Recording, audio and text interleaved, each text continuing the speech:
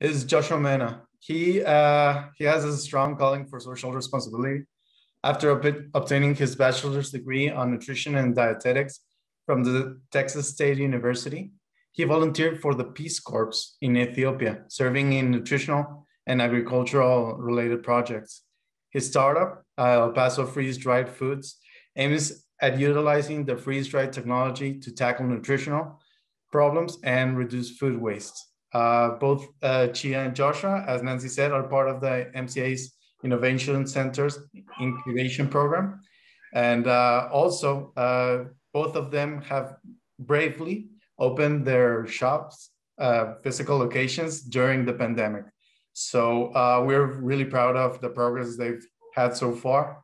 And first of all, kicking off the program, I would like you both to talk a little bit more about your companies, your experience. Let's start with you, Chia. Anything to complement to the video, which is pretty good? Thank you. Thank you for having me. I appreciate this a lot. And just to start off, I mean, all of this really, I think the most important part is what I learned in my collaborative with you all is that this isn't done by myself because it's a project much bigger than me.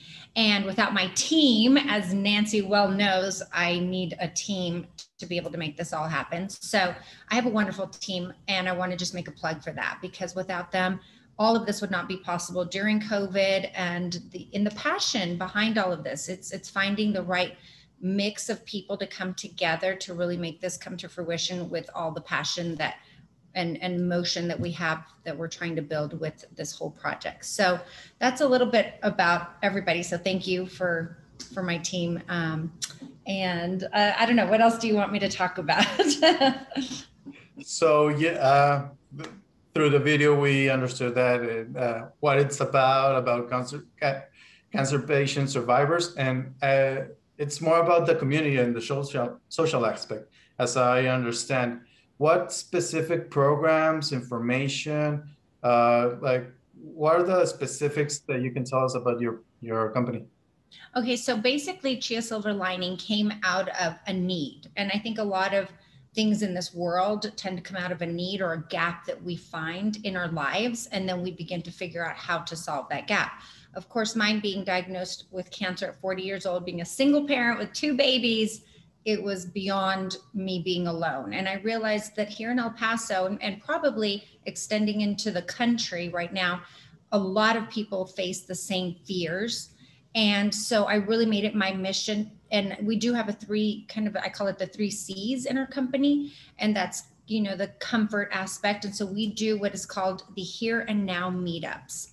And before COVID, it was much easier because it was all about being together and comforting each other and being able to share in a conversation that's unspoken when you're diagnosed with cancer or if you're a caregiver. And so that was really easy before COVID. Then we got COVID and we had to really find another approach, but we made it work.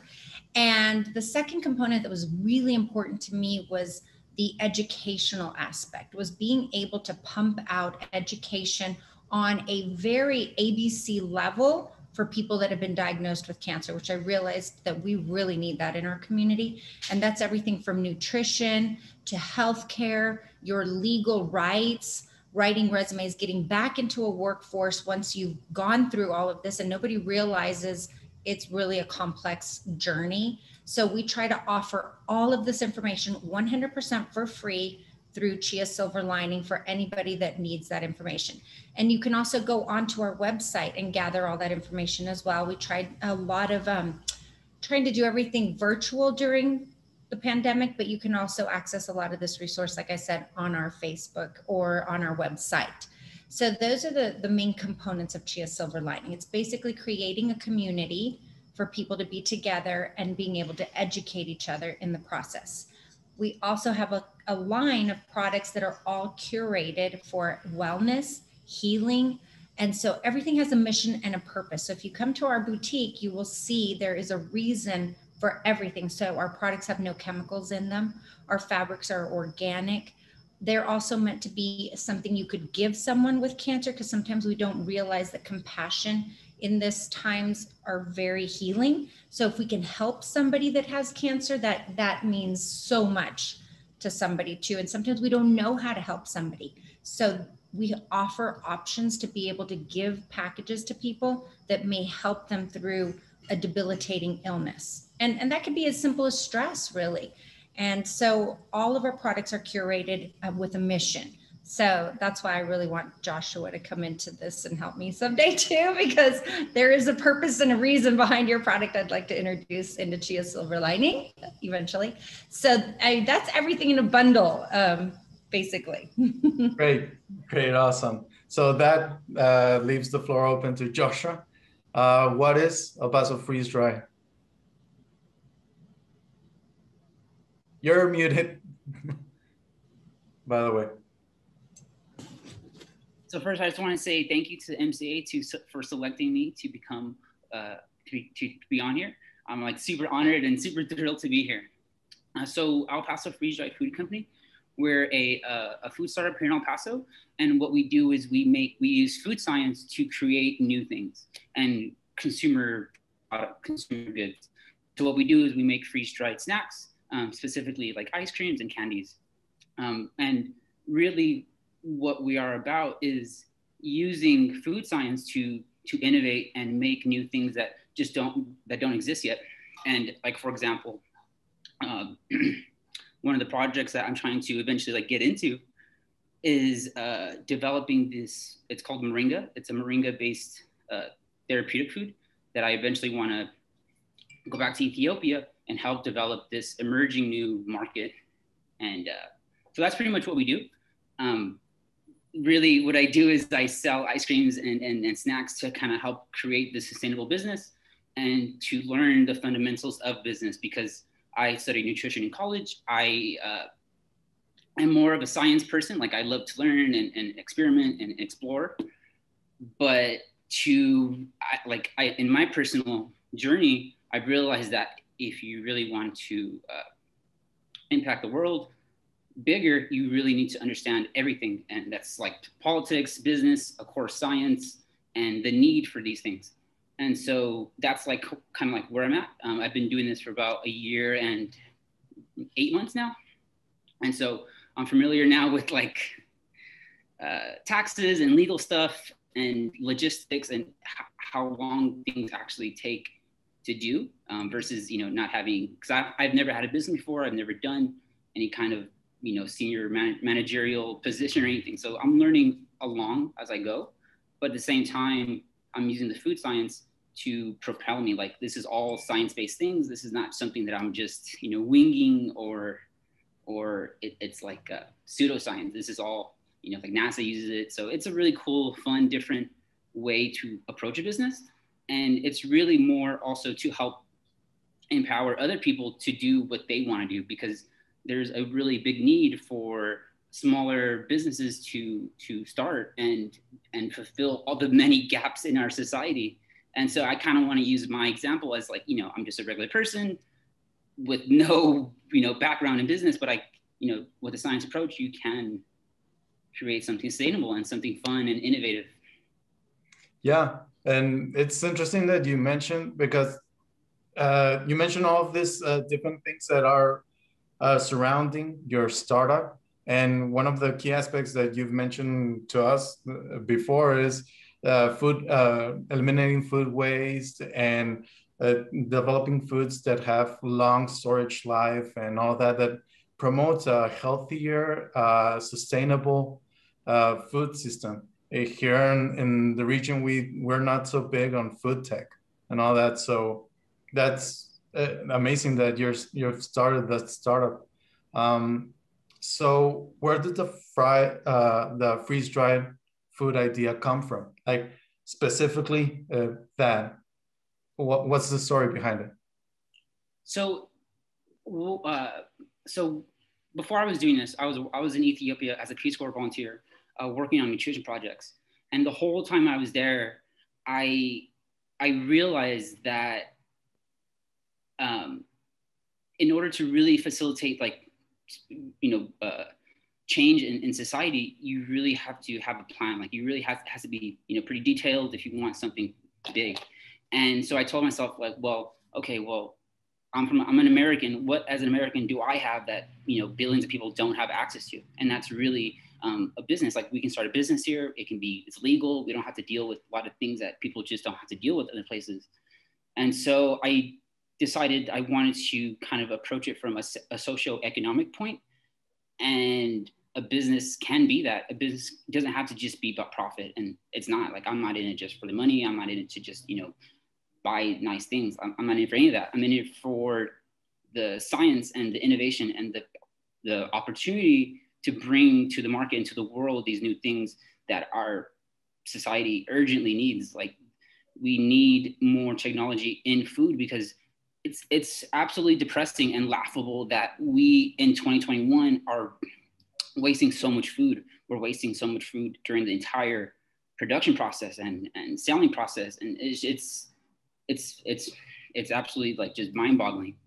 And so we need more technology, and we need more entrepreneurs and business people in the food sector along with everything else. And so I just kind of went all in and decided, like, if I really want to change and help be part of the change, like, I have to have my skin in the game. And so I just told myself, like, let's start a business and see where it goes. And eventually I can link up with other people that have been doing it for a while. And that's sort of the path that I'm trying to go down. Okay, great. So it's very interesting, this event, because both of you are in completely different industries, completely different focus, but there's, like, the common thread between you both, that it's a lot of the community, giving back to the community, being inspired and inspire others. And that's something that I think kind of unites the ecosystem, the local ecosystem of startups. So for those in the audience, for everyone else that is looking for ways to start, how did you specifically start? Like, what were the first steps? Like, you had the idea, and what comes next? Did you already have a plan, or did you need it to like, pave the way? I would like to first start with Chia. I think that's a really good question. I think that I don't know the perfect answer, but yes, I think once you find the need, the first thing I did, just because I did not know what else to do, is yes, I did the basic business plan. And I had a dear friend of mine, I took her course at Harvard, and it's basically the business plan, and it's all the testing in your business plan. So I was very fortunate to be able to really have time with her to weigh out the feasibility of the business plan that I had created. At that point, once I had finished that path, then I also entered with you all as well to really be able to hash out more feasibility on a whole nother level, because I do believe that the more minds that you have on top of your project, the more you can see the pros and the cons, and the more creative collaboration, I think, comes into it, which is all necessary. In our business, being that it was a website, we all had to certify, of course, in HubSpot.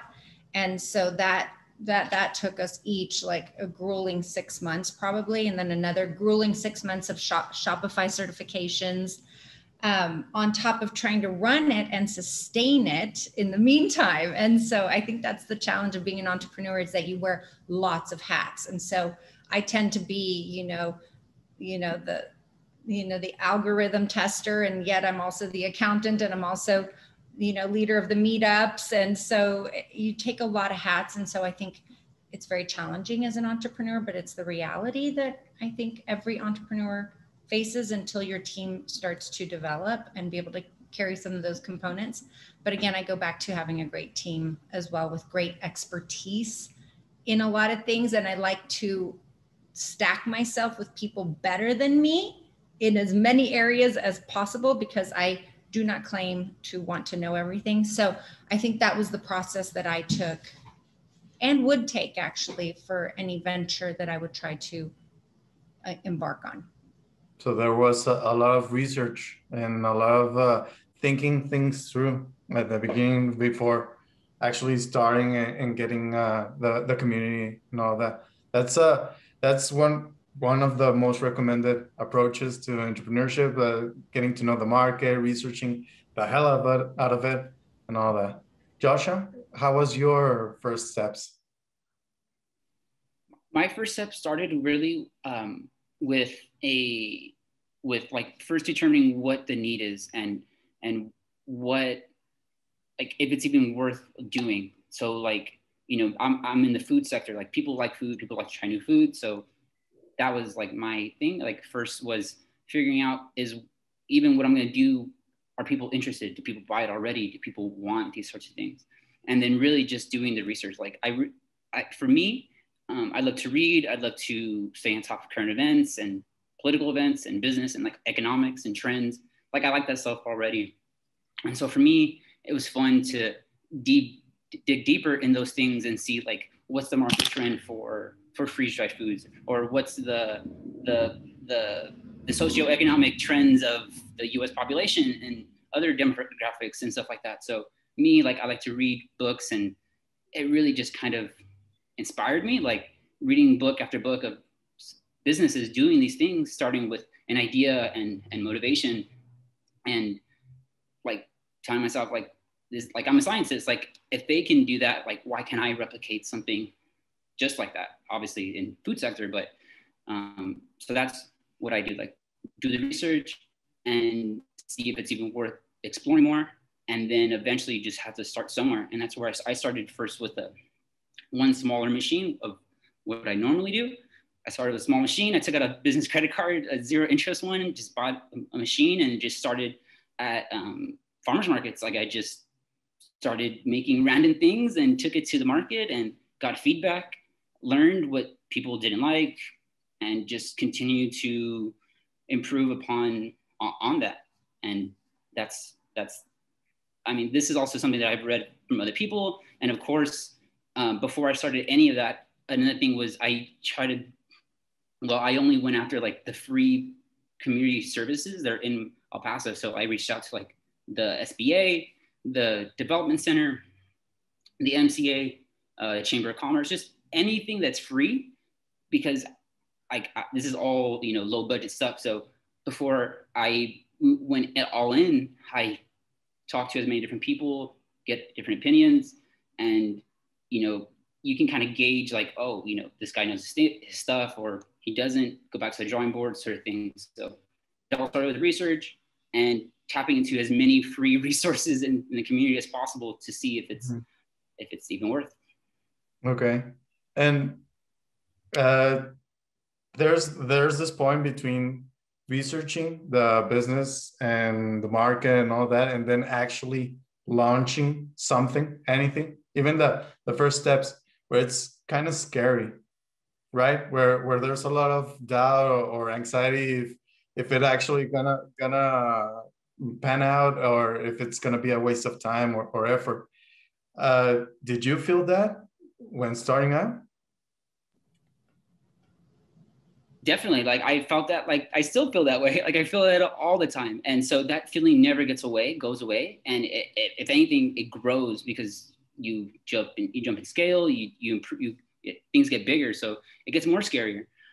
But at the same time, kind of realizing like what it is that you're doing. Like, yeah, it's a business. And at the end of the day, it's just a business. Like, if it fails, it fails. It's not like we're somewhere else where we could, potentially lose our lives over a business. Like as an Americans, we have this one, we have more leeway. Like, we can mess up and still live our lives. Like, in other parts of the world, that's not so. And so really with me, I wanted to, I guess I just wanted to, try it out and really just kind of do as much homework. And yeah, that feeling is always there, and it's still there. Like, so yeah. Okay. Chia, how about you? Yeah, I think it's definitely nerve-wracking, because as you go forward, well, I get really excited and I jump into something, and sometimes when you have that setback, the kind of like, oh, you doubt what you're doing, but then you just push forward and you start to see the results just patiently. I think that's been really hard, is to gain trust and momentum and branding and all of that has been a really hard journey, but in my opinion, it's all kind of experimental as we move forward, especially because I think our lines are unheard of in our community or new, or, so I think trying to get everybody to understand it is definitely hard, but I feel like it's a great opportunity at the same time if we can just figure out the soft spot of success in it. Yeah, great. So what were the biggest challenges that you had to face during this whole development process from the start to up till now? What have been the biggest hurdles? Chia. Yeah, if you'd like to go ahead. And first and foremost, and I hate this part of it, but I'm going to say financially, I think to get started was really hard. I think, like you said, like Joshua said, getting that credit card with the lowest interest to buy your product and, saying a prayer that it's going to work and sell and that you're doing it all right. So I think absolutely financially, a lot of it comes out of us first as entrepreneurs. So yes, that I think is the biggest thing for us also was we had launched a program too right before COVID. And I think so COVID was another big kind of hindrance. And we launched the program with 5 cancer survivors and patients in a weird way. I hate to say this, but a little bit of a clinical trial for me to try to prove that through wellness, we could really improve life quality. And then COVID hit. So then I felt like all of it just fell on my lap then. And we had to run with this in a whole different direction and way. And it actually turned out better than I could have ever imagined. So I'm going to just put a plug that we are, go onto the website and check out our Glow and Grow program that we're about to launch in 2 weeks based on the learning trials that we had in last year's launch. And so I think that would be what I would say were the biggest of all. Yeah, definitely. COVID was a big deal for all businesses. Joshua, what were the biggest challenges you had to face? Definitely the biggest challenge was the barrier to the products and selling the products. So selling the products to people and then like getting the message across, like what it is, why it's worth even buying. Because we're the first ones to do this. Most people have no idea what it is. Some people think it's soap. Some people think it's bath salt. Like people just don't know what it is. And then on top of that, it's hard. It was extremely difficult to actually sell this stuff because the markets that I was, when I started this business, I thought the markets were going to be open no matter what, like why would the markets close for any reason? Well, everything happened in February. So from February of last year to about June-ish, maybe, all the markets were closed. So I couldn't sell anything to anybody. And so it was horrible. Like it was like a 90%, 80% reduction in sales right when I basically took out, when I went all in. So it was very hard because, there's no Renovue, and it's not like people didn't like my product. It's because I couldn't physically go to the market and sell to people. So it was very stressful. Like I went into like ultra conservative mode and just saved as much money, try to just hustle it out. And luckily it worked. But it was very, very stressful and just a lot of ups and downs, mostly down, but I made it out, I guess. Great. If both of you could do 10 lessons learned, like let's say a BuzzFeed article with the top 10 lessons for new entrepreneurs, what would you say? What are your top lessons? Joshua, would you like to start, and then Chia? I'd say the first thing is to do your homework and research. Like you just have to have, you have to have the plan, and you have to have the overview, the strategy, the plan. Like, what are you going to do? Why are you going to do it? How are you going to do it? And if you don't have those fundamentals off the bat answered, you're going to be playing catch up the whole time. So I would say the first thing is, do your homework, do your research. And that would be the first one. Okay. Oh, you asking for like 10 or like? No. If you have several, go ahead. You can Oh, go okay, ahead. okay. So yeah, first do Okay. so one of the things that I learned from another thing, so yeah, first do your homework. Second, try to make the cheapest thing as possible, like do a minimal viral product. So make whatever you're gonna make as cheap as possible, as quickly as possible, and get it out. And if you're gonna lose fast and quick, and get out early. But really you need that experimental data. Like it can be all theoretical, but you need that experimental data. Are people buying it? Whatever. All you need to figure that out pretty quick too. Like you can do the research, but if no one's going to buy it, then it's not going to work out. So do the homework, get that product out.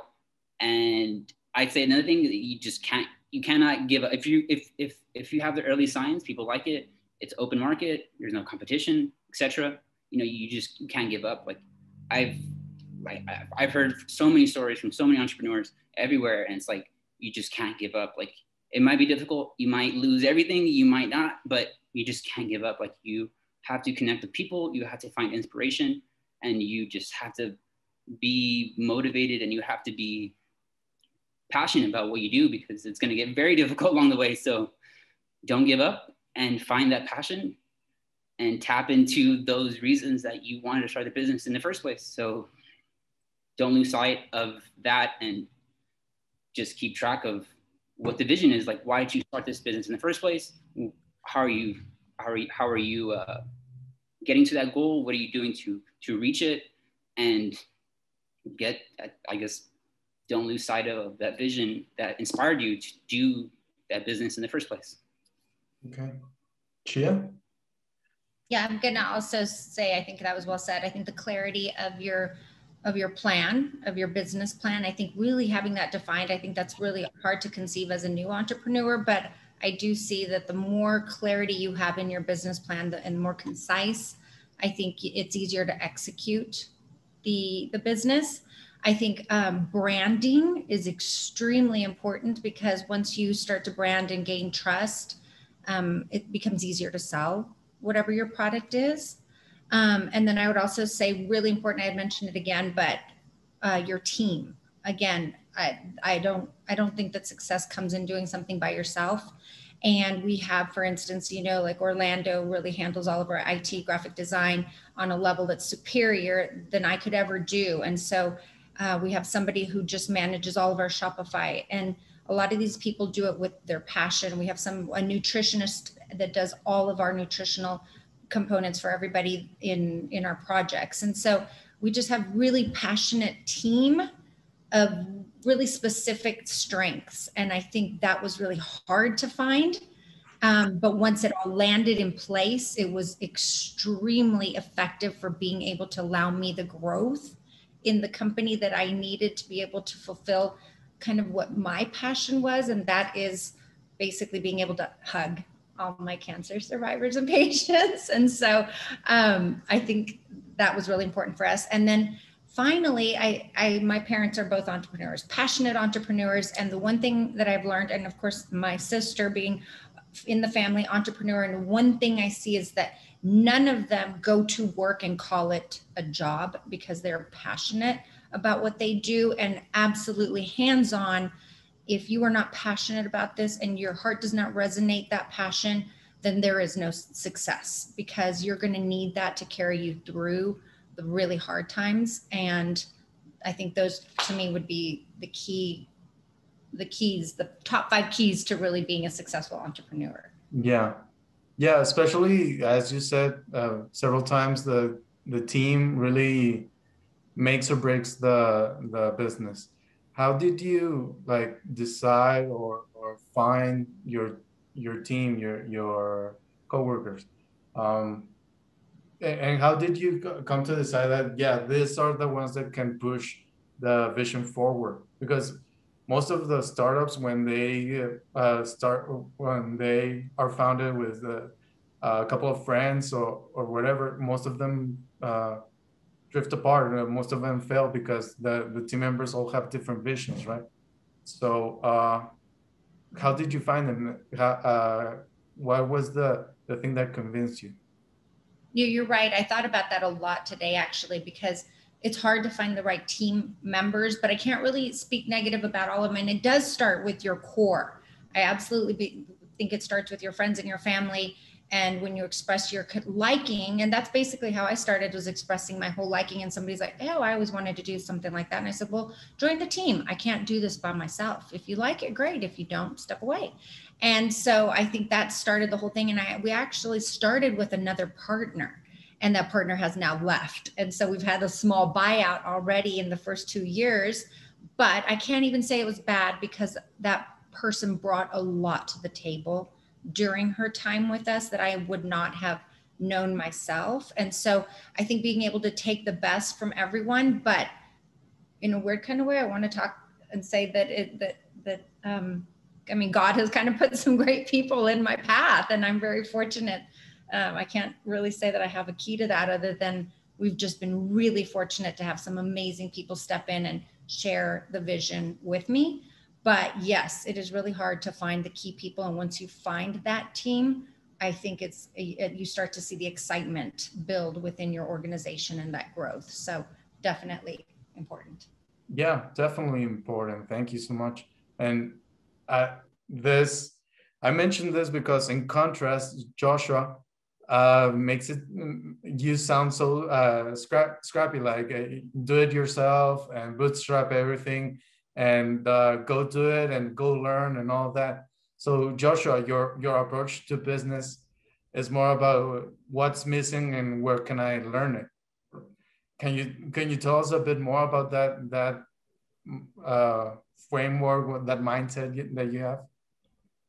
Definitely. So my approach to business is not like I want to, like, this is more of a learning experience for me, because the things that I care about the most in life are learning and exploring this world. Like, we have so much to learn about the universe and the world and everything in it. And to me, that's the most valuable thing.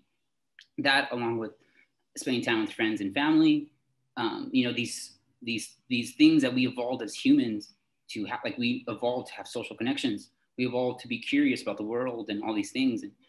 So for me, my business approach is to do that, all that stuff more. So, like, I want to create something that I can keep learning and exploring and innovating, but at the same time, not, selling myself out, not still, being grounded by, seeing my family and friends. And it's not about, living in the west side of town on the hills, or, having nice cars. And it's not about that for me. It's about, the science and living a healthy life and a balanced life. Like, I still do the things I would normally do. I like to be active and all this stuff. So if I can find a lifestyle that allows me to live a balanced life while learning about the world and contributing in some form to that, like being a food scientist, then, that's my goal. And so that's why, for me, like, everything's kind of bootstrappy, because the end of the game isn't to just, the point of the game is to prove it and to bring to the market these things and to innovate. So that's why, for me, I'm a little more scrappy, because I have a lower budget, and I guess I was like that to begin with. Like, I was raised here in El Paso, I guess low income family. So I understand the struggle that most people face.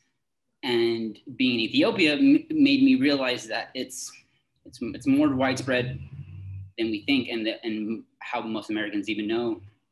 So I guess just not losing, just finding a balance of everything. Yeah, and it's great that both of you have different approaches to the entrepreneurship, and both of them stem from actually different goals, basically. So again, no right and wrong. Everyone has this entrepreneurship. Everyone starts in the entrepreneurship for different reasons. So that it's kind of great to see both sides. There's a question in the chat box. Also, like to remind everyone that you can post your questions for Chia and Joshua in the chat box. Feel free to do that. So Chia, how do you balance startup life and your family? Well, I think Joshua made a really important point right now in saying that, you know, there is a balance of life and you need to understand what your balance of life is. And let me tell you, being a cancer survivor is the biggest slap in the face of trying to see more clearly, truly what your balance in life is. And so for me, it was absolutely taking a step back from stress.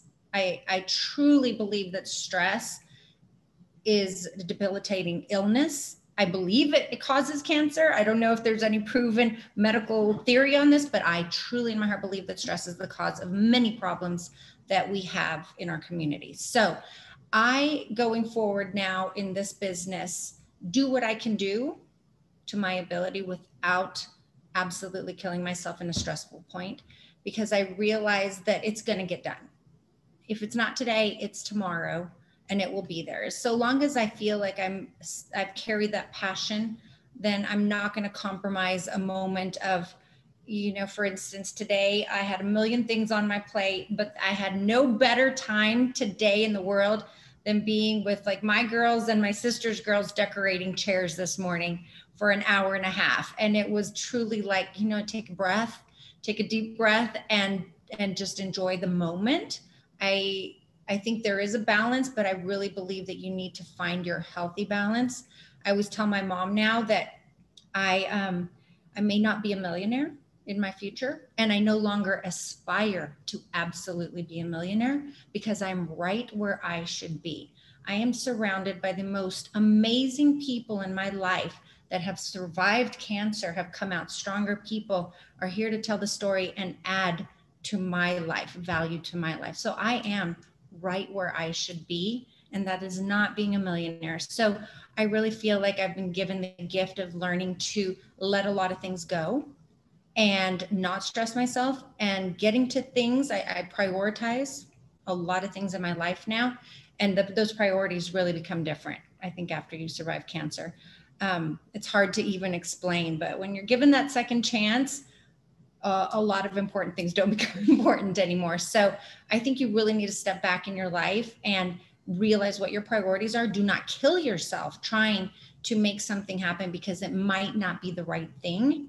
And I always say, thank God for unanswered prayers, because he knows better than me what I really need. And so in that whole mission, I think that's how I've been able to balance it, is because I've let a lot go. I've decided if I become a millionaire, that's completely in the path that God has set for me, not my own path, but I am right where I want to be, and I'm super happy where I am. So finding that balance has been a lot easier for me in my life, in prioritizing what's really important. Okay.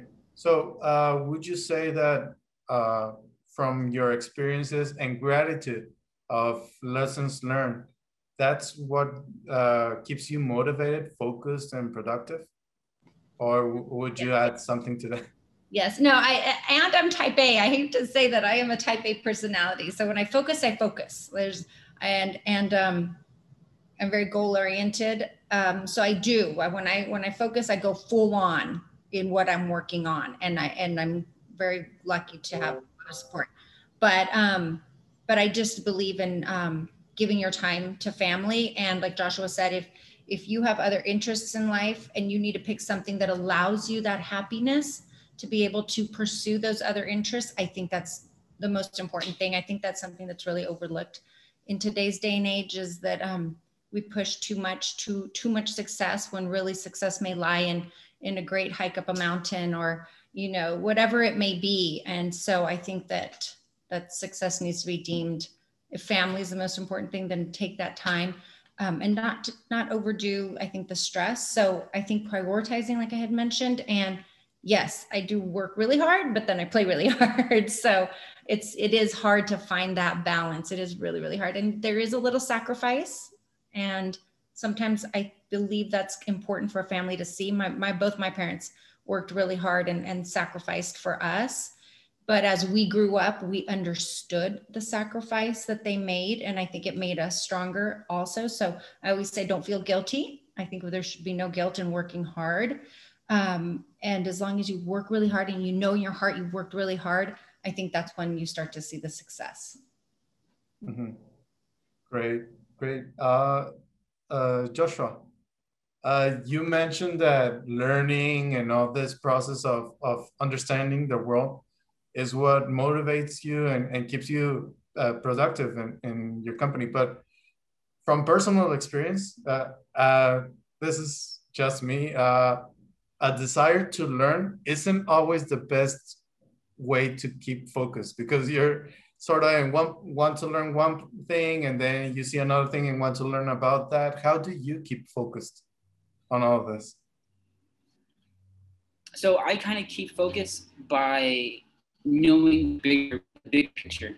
And for me, the bigger picture is like getting back to Ethiopia to like everything that I've learned since I started this business, to translate that stuff, to go back to Ethiopia and show people there, like, I mean, anything is possible. Like, we can do a lot of things. So for me, I don't lose focus because I want to learn as much as I can so that I can, you know, achieve more and collaborate with people to do the things that our society and our civilization needs. Like, you know, I'm not trying to become an accountant and a lawyer and all these different things, but, you know, I'd like to learn on those subjects and everything else. So I guess to me, I just think about the bigger picture and what is that big picture. And in my case, like I said, it's getting back out into the world, like specifically Ethiopia, but all developing countries. Like, eventually I'd love to go to South America or Asia or other parts of Africa. But I know that if I want to do those things, I need to learn. The more things I know and I learn, the better I can become an entrepreneur and get to that point. Okay, great. And from all of the things that your business has done, what would you consider yourself like the most proud of, or your biggest achievements in all of the entrepreneurship journey? I guess my biggest thing is I'm most proud of the fact that I've created something that is almost sustainable. It's pretty much there. I don't like. I'm creating something that people actually like and are happy to buy. Like, people tell me all the time, like, oh, I love your ice creams, or my kid loves your ice creams. And it makes me happy. Like, it makes me happy knowing that what I make makes other people happy. And it's all through science. Like, I would not have gotten this without my education and without my experience and all this stuff. So that's probably the biggest thing, is knowing that what I do, like, actually makes people happy. And it's just a weird feeling because I've never done it before. So it's really nice to know, like, I'm onto something here, and this is really just the beginning. Like, yeah, it's ice cream, but I mean, I'm learning the fundamentals, and like I said, I'm almost to the point where I can go back to Ethiopia and do, you know, this next level stuff. Yeah. Okay. Chia, you've mentioned a lot of the community. You've mentioned a lot of inspiring others. But what particularly would you feel proud of? What would you think are the biggest achievements? I think, like, the thing that touches me the most is a program we launched last year. I think I mentioned it a little bit, where we selected 5 cancer patients and survivors to start a program. And really, it was kind of an experimental program, but it really blew my mind at the end of the day. And we actually have a documentary on it that we started about a year and a half ago. And we do have it on our Facebook page and our website. If you ever want to see the documentary, it's absolutely breathtaking. And so these ladies were given the opportunity to basically make a life-changing experience in their life through nutrition and exercise. And I really didn't know where this was going to take us, but little did I know as we started the program, and basically none of these ladies had touched a bike, ran down even a staircase or a block, been in a pool before. And so they get awarded this program where they're going to be trained for 6 months to be in a triathlon or a sprint. And they just kind of looked at me like I was crazy. And I encouraged them that they could do this. If I could do it, they could do it, because I had learned in my experience that through exercise, I was able to really supersede a lot of my side effects medically, and it surprised the doctors as well. And so I figured, well, could we test this and see if it really works? And so that was kind of the mindset I went into, not really knowing what was going to come out of the process. Of the 5 women, the stories were amazing. 2 days before we announced the winners, one lady tried to take her life. She was on the brink of just suicide. Her husband had just left her. She had cancer. He said, "You are ugly, you are fat, and you are boobless. I do not want you."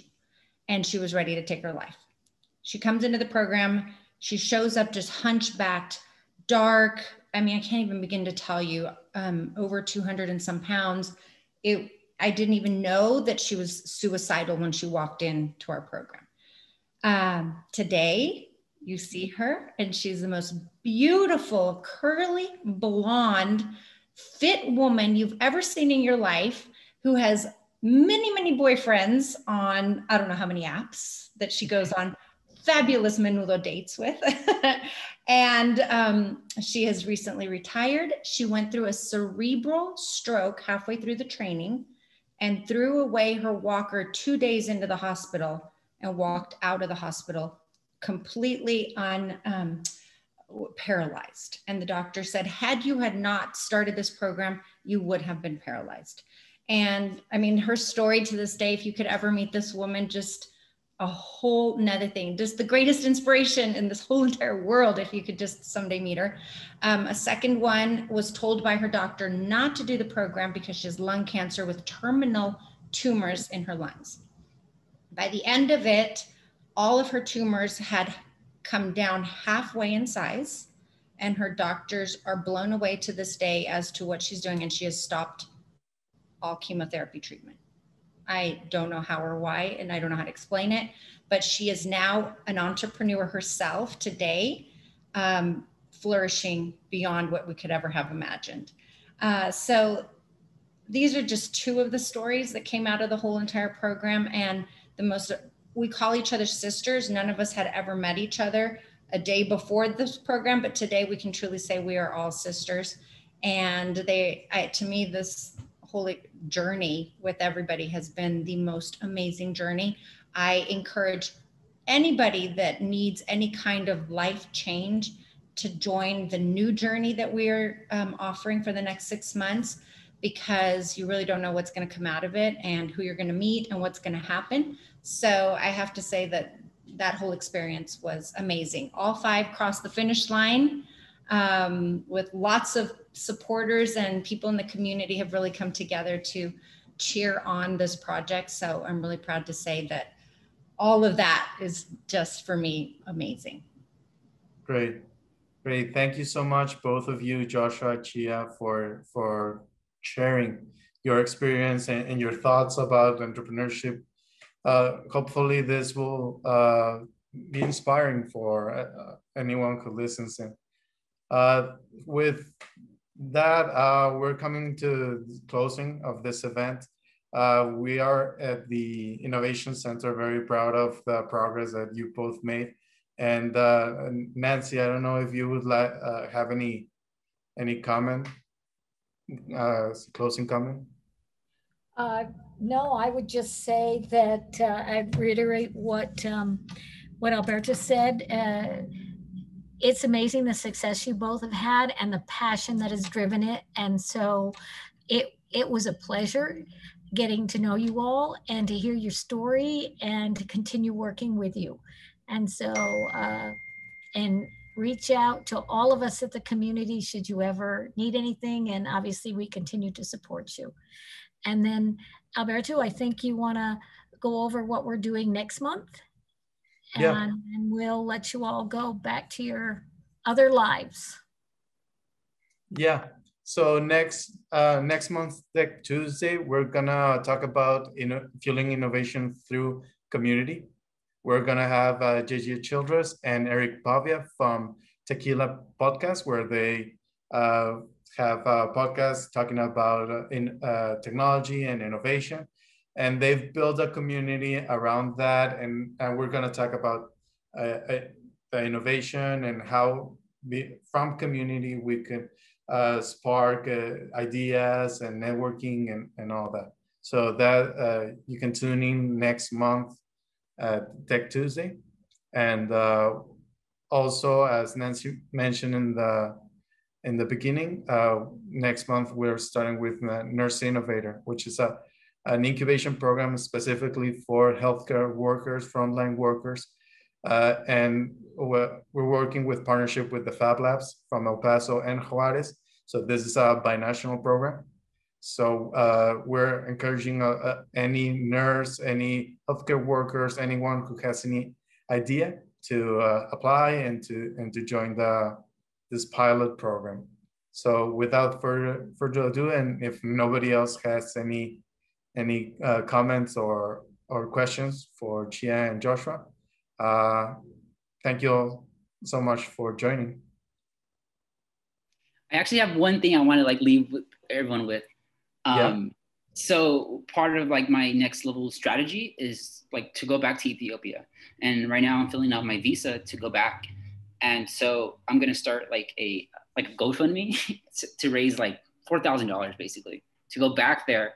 And so I can make the MVP products and make these start like the initial starting of like this new business, this new venture that I want to do.